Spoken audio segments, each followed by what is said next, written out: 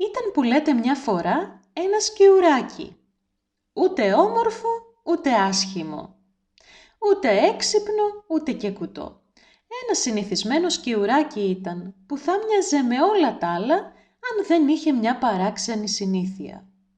Μόλις σουρούπωνε, το σκαγε από τη φωλιά του και πήγαινε και στηνόταν στην άκρη του δάσους, δίπλα στο ποτάμι, καρτερώντας τα ζώα που πήγαιναν να πιούν νερό. Περνούσαν λέενες, ζαρκάδια και αρκούδες και λαγί και ασβή και βατραχάκια. Το σκιουράκι ένιωθε πως με όλα έμοιαζε λιγάκι, πως όλα τους είχαν κάτι όμορφο, κάτι ξεχωριστό. Έτσι τα σταματούσε όλα, τα κοίταζε στα μάτια και ρωτούσε «Μπορείς να μ' αγαπάς?» Τα πιο πολλά γελούσαν. Άλλα δεν έμπαιναν καν στον κόπο να απαντήσουν. Κι άλλα του λέγανε «Δεν έχω χρόνο» ή «Δεν ξέρω τι είναι να αγαπάς». Και αυτό γινότανε κάθε σούρουπο και έτσι είχαν τα πράγματα. Ώσπου μια μέρα το σκιουράκι ξαναρώτησε και ένας ασβός του χαμογέλασε και του είπε «Μπορώ, έλα να αγαπηθούμε». «Μπορείς, πόσο χαίρομαι. Πες μου όμως, τι πάει να πει να αγαπηθούμε?» Λοιπόν, το πιο σπουδαίο είναι να μην βιαστείς να καταλάβεις. Και τώρα άκου. Να αγαπηθούμε πρώτα-πρώτα πάει να πει να κοιταζόμαστε στα μάτια. Κι έτσι κοιταζόντουσαν στα μάτια για μερόνυχτα. Τώρα αγαπιόμαστε? Όχι βέβαια. Αλίμονο αν ήταν τόσο απλό. Να αγαπηθούμε πάει να πει και να φτιάξουμε κάτι μαζί. Και έφτιαξαν πράγματα μαζί και ήταν τόσο χαρούμενα. Τι ωραίο να σ' αγαπώ. Τώρα δεν αγαπιόμαστε? Όχι ακόμα. Για να αγαπηθούμε πάει να πει και να έχουμε κάτι ο ένας από τον άλλον. Έλα να αλλάξουμε χρώματα. Δώσε μου λίγο από το καστανό μαύρο τρίχωμά σου και εγώ θα σου δώσω από το κίτρινο των ματιών μου. Και έτσι έκαναν. Το σκιουράκι καθρεφτίστηκε στα μάτια του ασβού και καμάρωσε την κίτρινη λάμψη τους στα δικά του μάτια. Και ύστερα του χάρισε το πιο γλυκό καστανόμαυρο τρίχωμα που είχε στην πλάτη του. Τώρα αγαπιόμαστε? Όχι, όχι ακόμα. Μας μένει το πιο δύσκολο. Πρέπει να αγκαλιαστούμε σφιχτά, πολύ σφιχτά και να τρέξουμε στον ήλιο, καβαλώντας μια αχτίδα από φως. Έλα, με το 1, με το 2, με το 3, έλα να προλάβουμε αυτήν εκεί την αχτίδα. 1, 2, 3, οπ. Τώρα αγαπιόμαστε?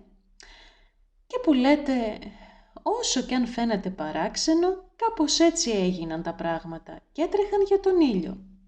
Και άρχισε να πέφτει μια βροχή γλυκιά σαν μέλι. Ήταν τα δάκρυα της χαράς τους που από την τεράστια ταχύτητα που ζάλιζε όλα τα πουλιά και όλα τα αστέρια έγιναν ένα. Κι ύστερα βγήκε από τον ουρανό τόξο τόσο λαμπερό που όλοι στη γη βάλανε το χέρι πάνω από τα μάτια για να μην τυφλωθούνε και αναρωτιόντουσαν τι είχε συμβεί πάνω από τα σύννεφα. Και πέρασε καιρός.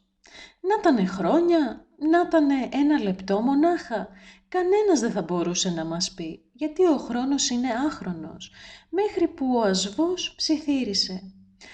«Κουράστηκα, μη σου κακοφανεί. Μπορεί και να ζαλίστηκα από το τρέξιμο. Θα ήθελα να γυρίσω πίσω». «Κουράστηκες, όμως δεν τρέχουμε πατώντας το χώμα. Είναι το φως που μας κουβαλάει. Δεν είναι κουραστικό». «Για μένα είναι.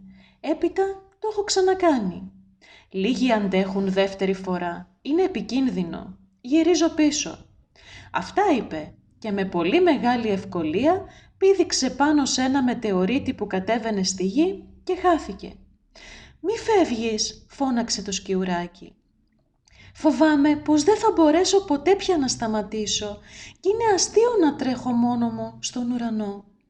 Όμως τη φωνή του την άκουσε μονάχα το σκοτάδι και ίσως, δεν σας το ορκίζομαι, το φεγγαράκι που πρόβαλε πίσω από ένα σύννεφο δειλά.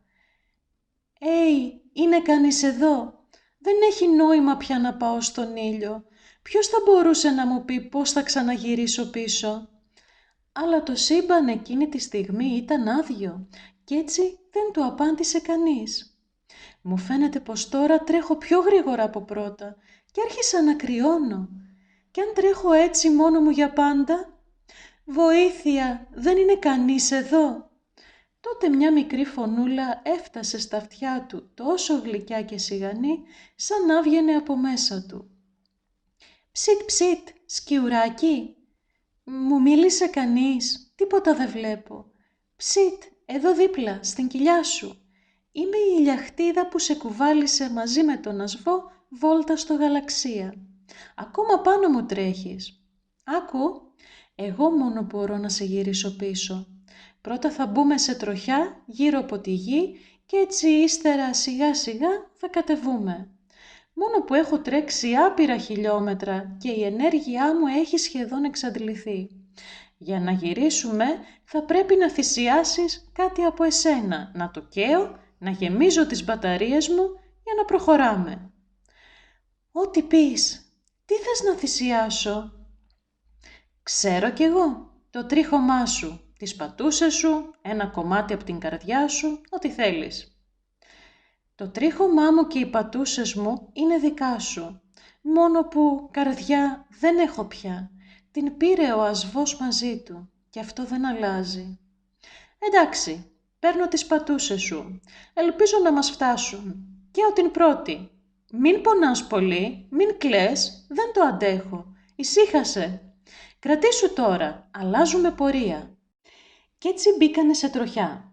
Το σκιουράκι με ένα πόδι κοίταζε τη γη, τόσο μικρούλα, κι όμως του φάνηκε πως διέκρινε στο δάσος τον ασβό του.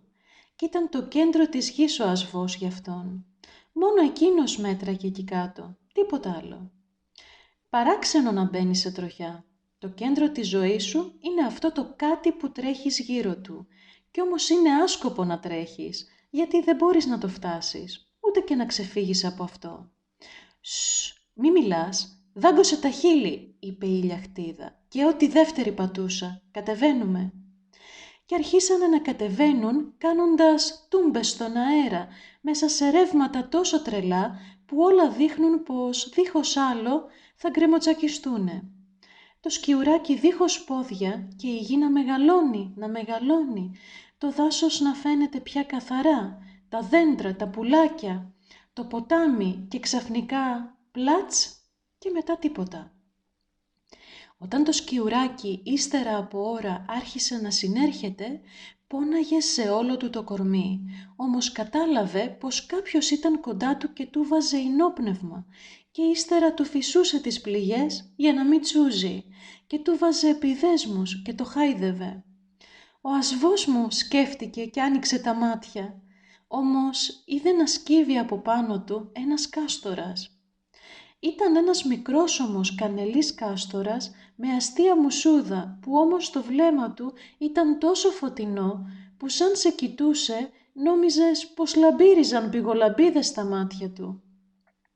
Και είχε ένα χαμόγελο τόσο μα τόσο τρυφερό που το σκιουράκι ούτε να δακρύσει από ευγνωμοσύνη δεν μπορούσε.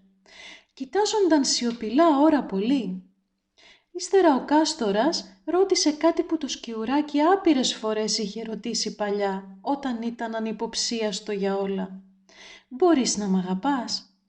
Το σκιουράκι αναστέναξε χωρίς καθόλου λύπη. «Φοβάμαι πως δεν μπορώ. Δεν έχω πια καρδιά για να σ' αγαπήσω».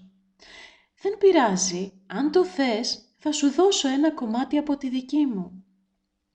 «Όμως να αγαπηθούμε πάει να πει να τρέχουμε μαζί και εγώ δεν έχω πόδια». «Να τρέχουμε έτσι άσκοπα, γιατί?» «Να αγαπηθούμε πάει να πει να κάνουμε μαζί έναν δρόμο, όπως μπορούμε. Το πιο σπουδαίο είναι να είμαστε οι δυο μας και όχι πόσο γρήγορα θα τρέξουμε, ούτε πού θα πάμε». «Μικρό μου σκιουράκι, αν μπορείς να μ' αγαπάς, θα σου φτιάξω δεκανίκια από ξύλο αγριοτριανταφυλλιάς. Κι αν δεν θες, θα σε μάθω να περπατάς με τα χέρια. Κι αν κουραστείς, θα σε πάρω αγκαλιά και θα είναι πιο όμορφα, γιατί θα ακούω την ανάσα σου και η μυρωδιά σου θα μπει μέσα στο πετσί μου και δεν θα ξέρουμε αν είσαι εσύ ή εγώ ή εσύ. Θα είμαστε εμείς. Τι έγινε μετά, κανείς δεν έμαθε στα σίγουρα, κι εγώ πού να ξέρω. Λένε πως τους είδανε να φεύγουν για την Ανατολή, περπατώντας και οι δύο με τα χέρια και να γελάνε. Ο απόϊχος από το γέλιο τους ξέμεινε στα φυλλώματα των δέντρων. Έτσι λένε, πάντως ποτέ μα ποτέ κανείς δεν τους ξανάδε πια.